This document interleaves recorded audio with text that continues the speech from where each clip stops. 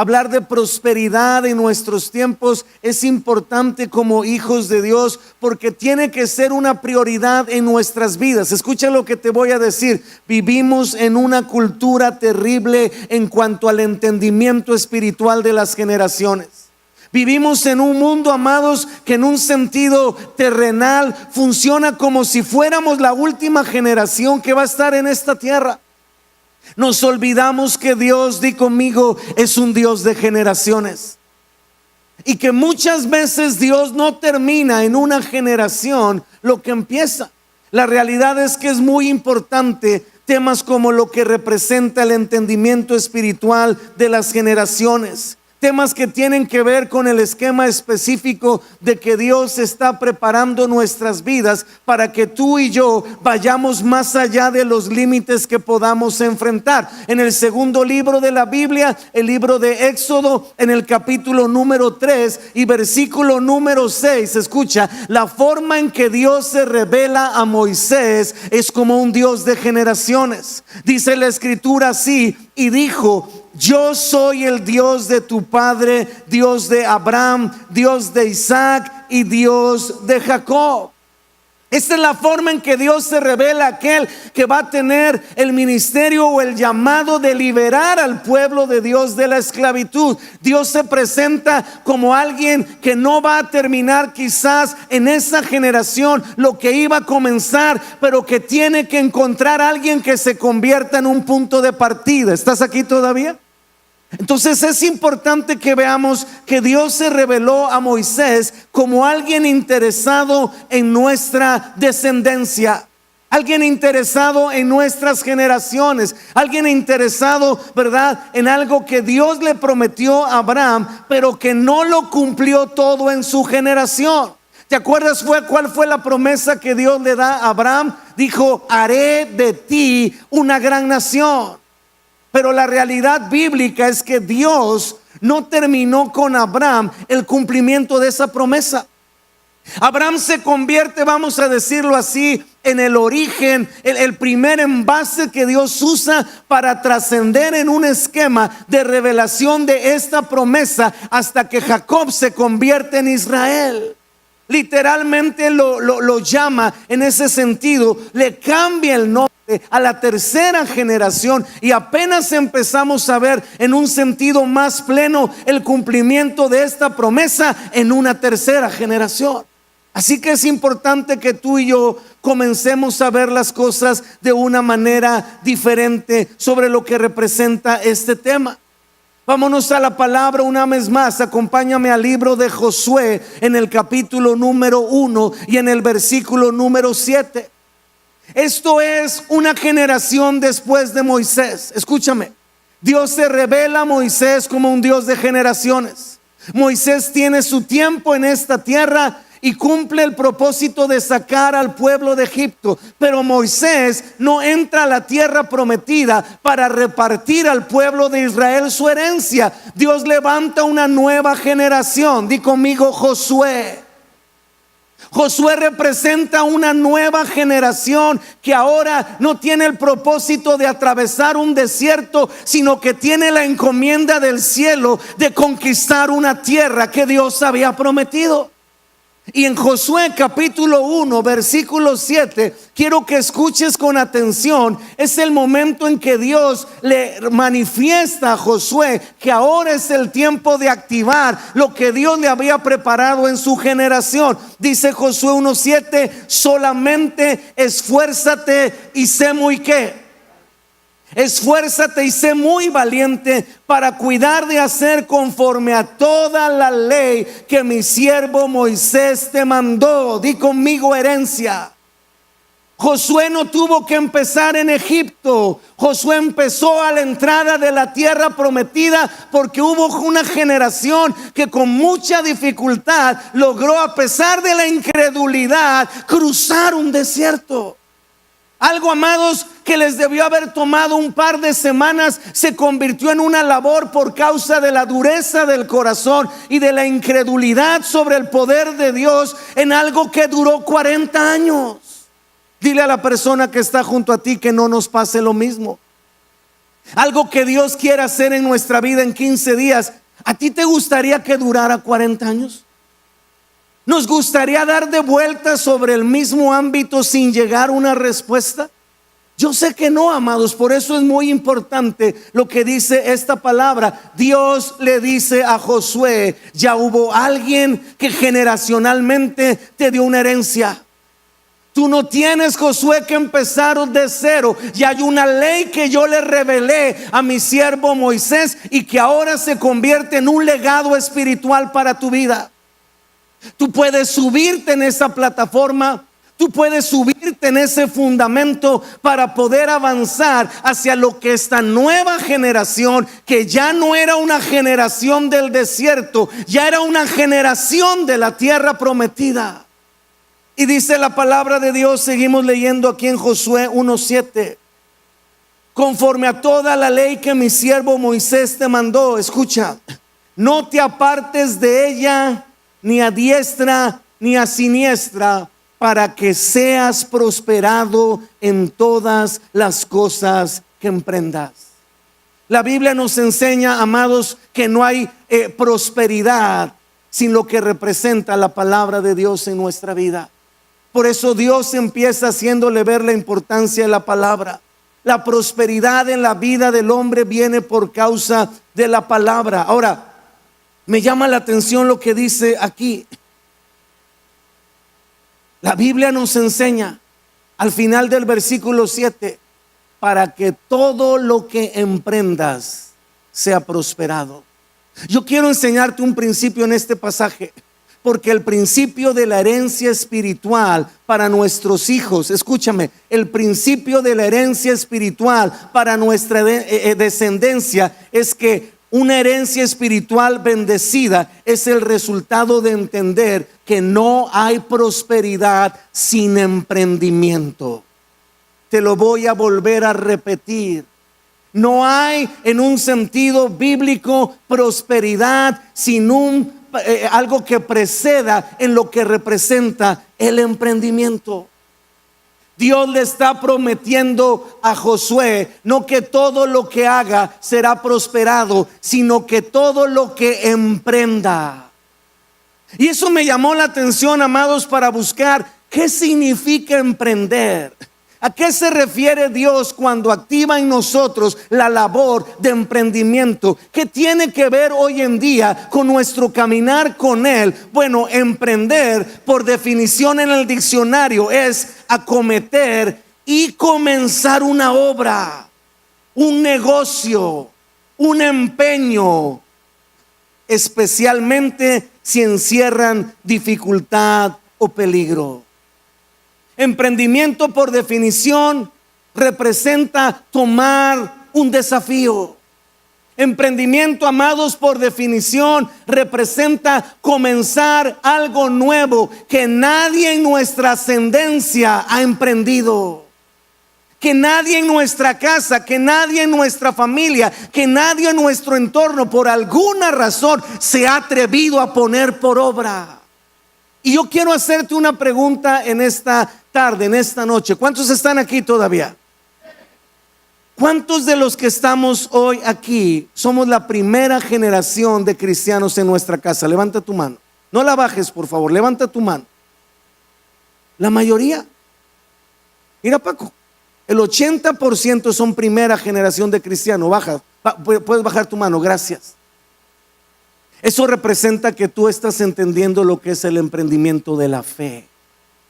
Por primera vez, y quizás algunos, amados, ya venimos de un trasfondo, ya vienen de un trasfondo cristiano, pero quizás lo que recibieron fue una herencia de religiosidad o de legalismo o de solamente un aspecto externo que no tenía un efecto de vida en el interior. Y a ti te ha tocado ser la primera generación llena del Espíritu Santo.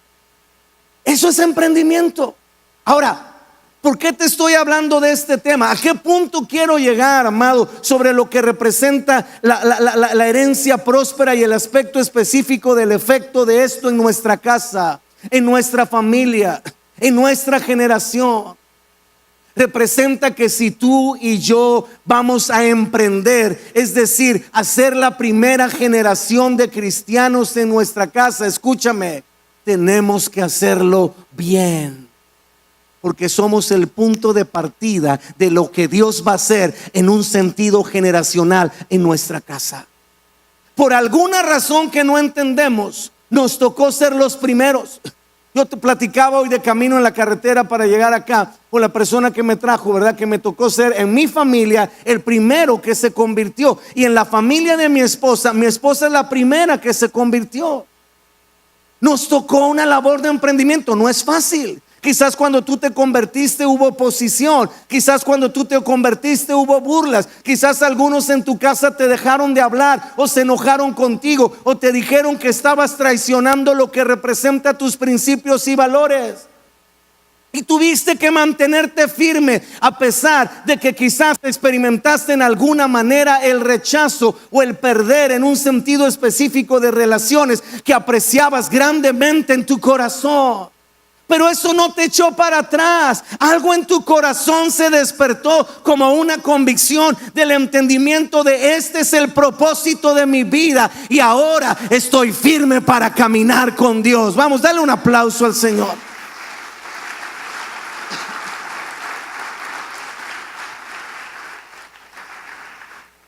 Amados, emprender bien es entender y definir que con nuestra vida lo que hagamos ahora tiene un efecto espiritual en nuestra descendencia. Qué triste, y lo digo con sinceridad, es ver personas que empiezan el camino de la fe a medias. Como dicen por ahí, como en Electra, con abonos chiquitos, ¿verdad? Me voy entregando poco a poquito, ¿verdad? En cachitos. A ver si me sale más barato. Pero la realidad es que eso tiene un efecto en lo que representa nuestra descendencia. Dios le manda a Josué a emprender las cosas bien para que fuera prosperado. Yo te quiero hacer una pregunta. ¿Tú quieres bendecir tu casa? ¿Tú quieres bendecir tu familia? ¿Tú quieres que tu descendencia sea próspera? Entonces tenemos que estar dispuestos a entender que ya no solamente lo que hago tiene un efecto en mi vida. Ese es un gran problema que tenemos en la actualidad. Las personas que dicen, ¿a quién le importa? Esta es una canción de los 80s. ¿A quién le importa lo que yo haga? ¿Te acordaste, verdad, ingrato? ¿A quién le importa lo que yo diga? Era una profeta que se llamaba, ya no me acuerdo cómo se llamaba, Alaska y Dinerama. Ah, si te acordaste, hasta los ojitos te brillaron. Y la realidad es que cuando hay un entendimiento generacional, yo sé que lo que estoy haciendo ahorita en el camino de la fe, no solamente para bien o para mal va a tener un efecto en mi vida. Estoy generando un camino que representa también un efecto en mi descendencia. Escucha lo que te voy a decir en la palabra. Acompáñame al libro a los Hebreos. ¿Todavía estás aquí, amado? Hebreos capítulo 7. Versículo 5 en adelante. Quiero que pongas atención lo que el escritor de Hebreos nos habla sobre este tema generacional. Y aparentemente al principio no parece tener relación, pero escucha, dice, versículo 5 de Hebreos 7. Ciertamente los que de entre los hijos de Leví reciben el sacerdocio tienen mandamiento de tomar del pueblo los diezmos según la ley. Es decir, de sus hermanos, escucha, aunque estos también hayan salido de los lomos de ¿quién? La Biblia está hablando del bisnieto de Abraham llamado Leví. Y la Biblia está diciendo que el bisnieto de Leví estaba en los lomos de Abraham. Versículo 6, pero aquel cuya genealogía no es contada de entre ellos, tomó de Abraham los diezmos y bendijo al que tenía las promesas. Di conmigo, Abraham.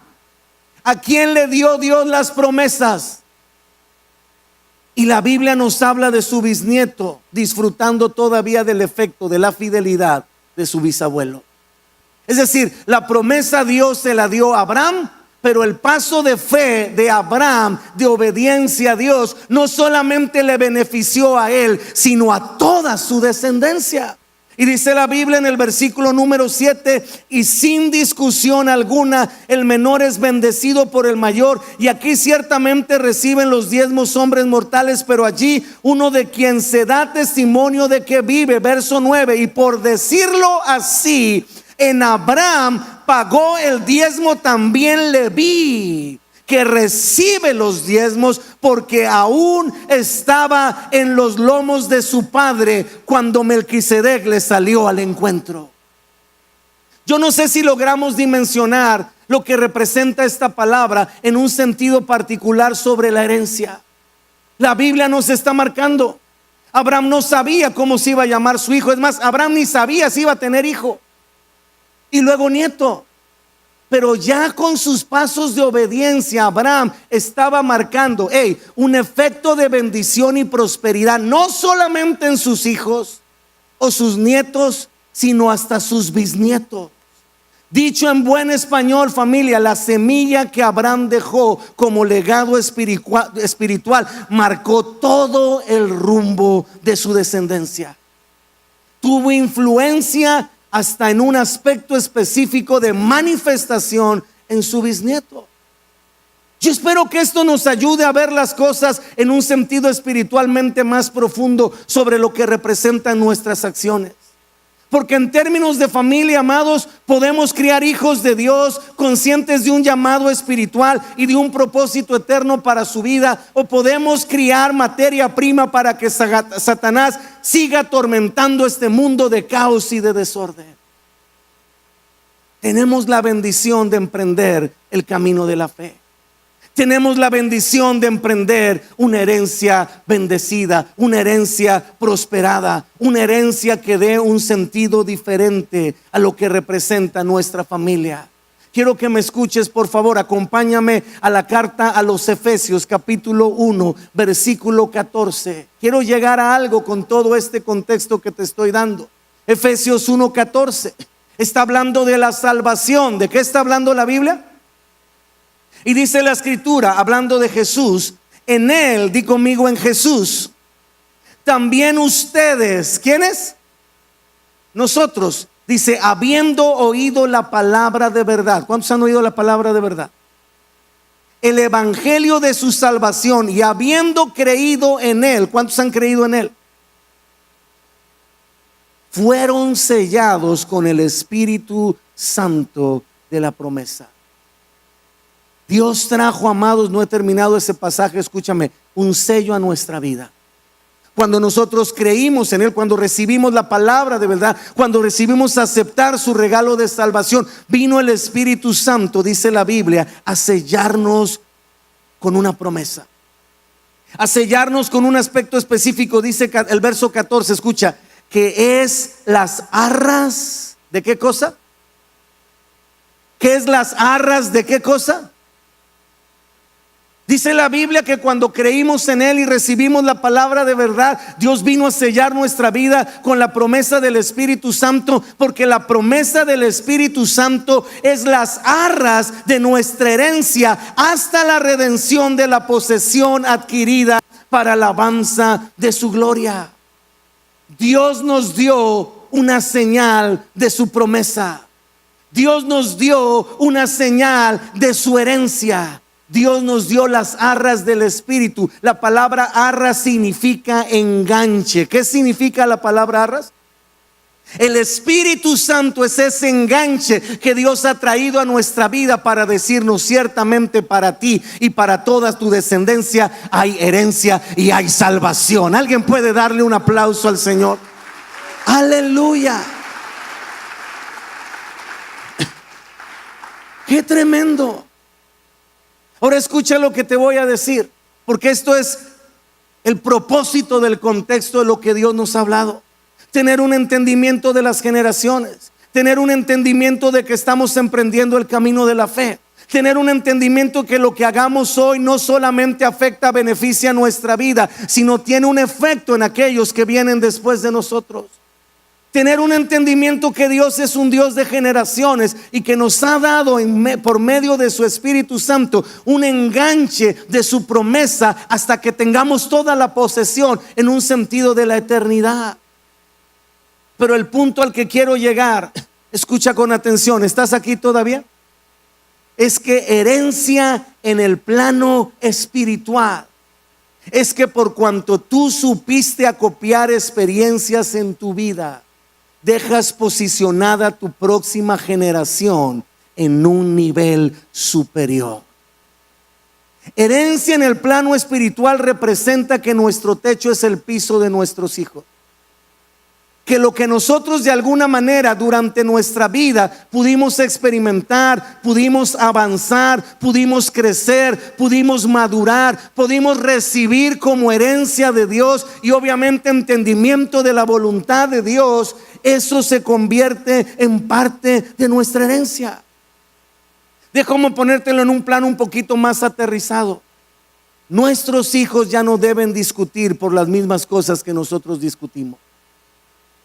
Nuestros hijos ya no deberían enfrentar los mismos problemas matrimoniales y desgastarse por ellos, porque la realidad es que nosotros debemos de dejar esa victoria como parte de nuestra herencia. Y eso nos lleva a una pregunta muy importante. ¿Estás aquí todavía? Hoy, tú y yo, en esta etapa de nuestra vida espiritual, en nuestro emprendimiento y caminar con Dios, ¿qué temas no hemos solucionado con Dios? Hola. ¿Qué áreas de nuestra vida, por temor, por incomodidad, por miedo, por inseguridad, por vergüenza, por flojera, no hemos permitido que Dios meta su mano y saque cosas? ¿Qué conflictos siguen no resueltos en términos de nuestro trasfondo? ¿Qué debilidades siguen sin ser tratadas y superadas en un aspecto permanente de victoria? ¿Qué luchas de alguna forma hemos decidido ya no enfrentar? ¿Qué aspectos en el sentido de circunstancias hemos llegado al punto de evitar confrontar, porque en realidad serán estos con los que estarán batallando nuestros hijos en la próxima generación?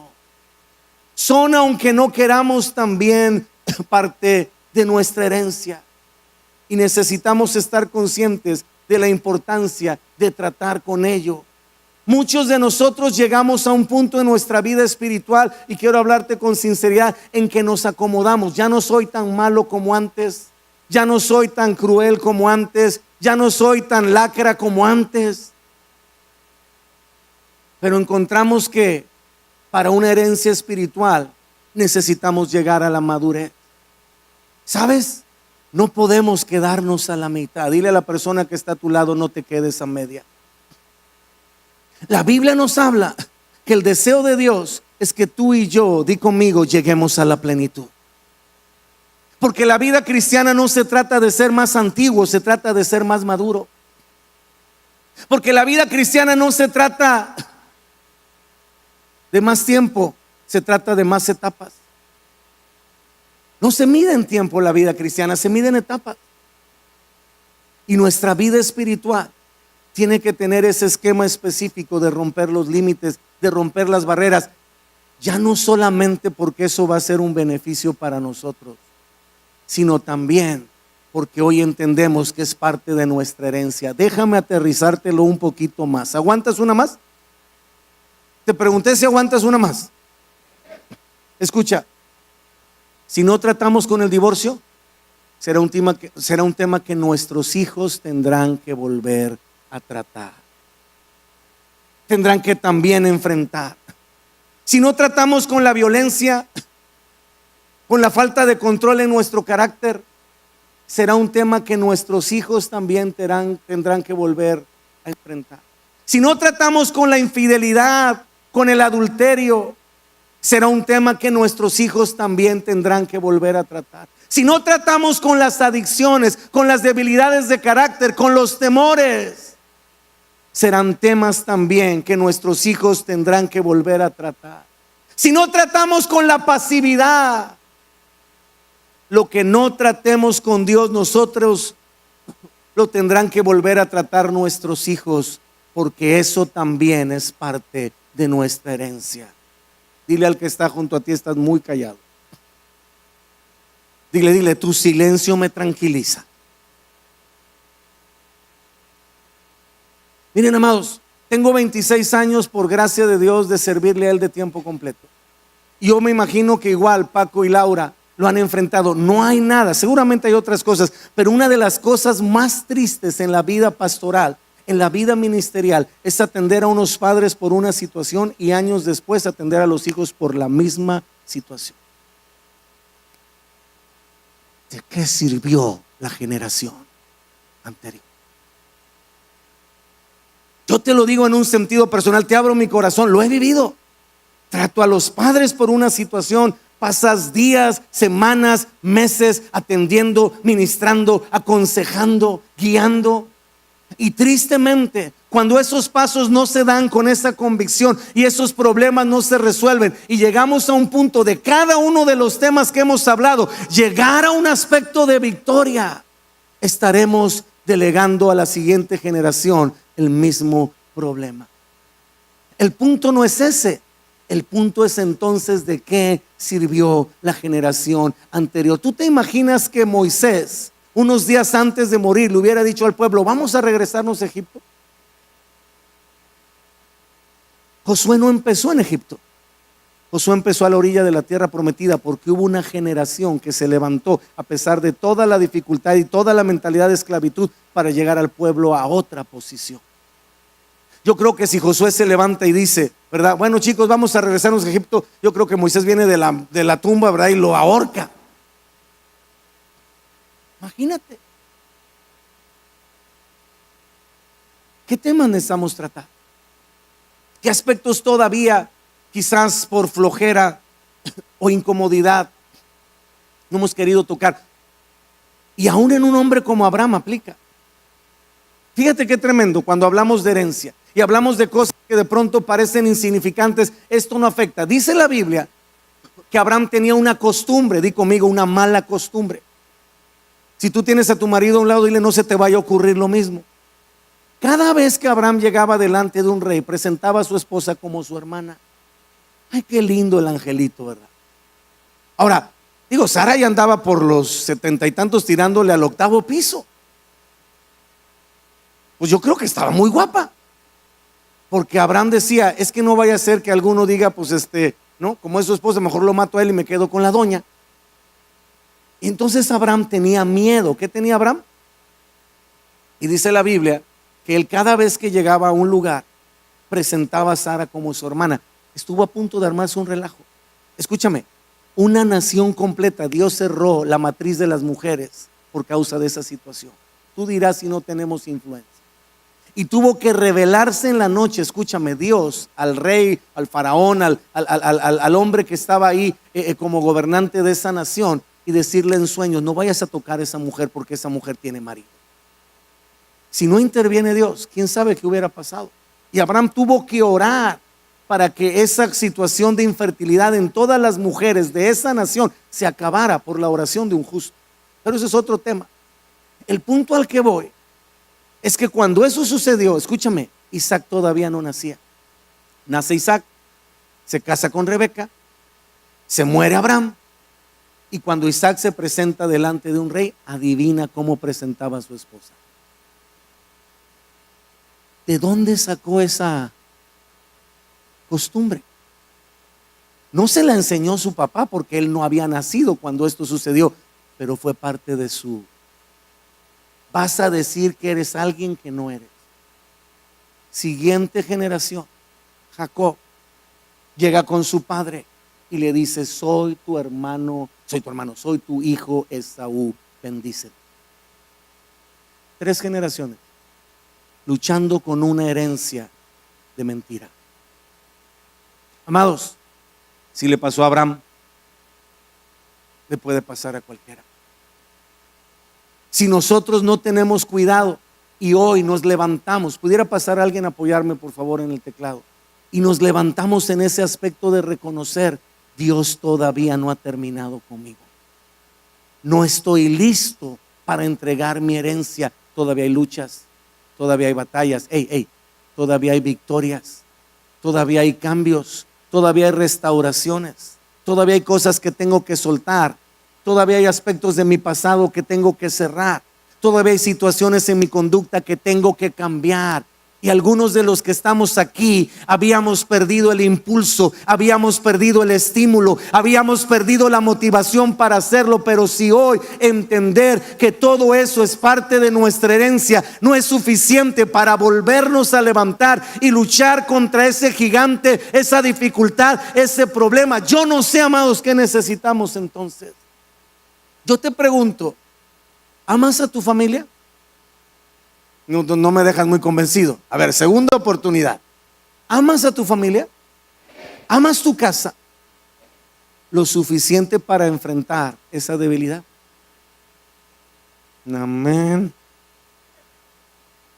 Ahora, amados, yo no vengo a hablarte de que son papas con catsup.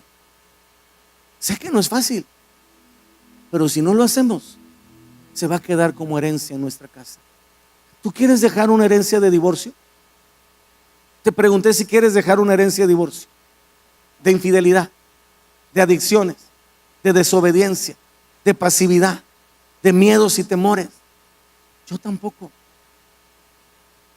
¿Amaremos lo suficiente a nuestra familia para decirle: Dios, aunque esto es algo con lo que no he podido tratar en los últimos años, aunque esto es algo que durante mucho tiempo el enemigo utilizó para atormentarme, aunque esto es algo que no se ve externamente, pero que yo sé que está afectando mi interior, estoy dispuesto a luchar con ello, porque quiero bendecir mi casa, porque quiero dar una herencia en un emprendimiento donde, si soy la primera o la segunda generación, quiero que la generación que viene después de mí sea más bendecida que yo. A veces tenemos el anhelo, pero nos falta ese aspecto específico de la decisión.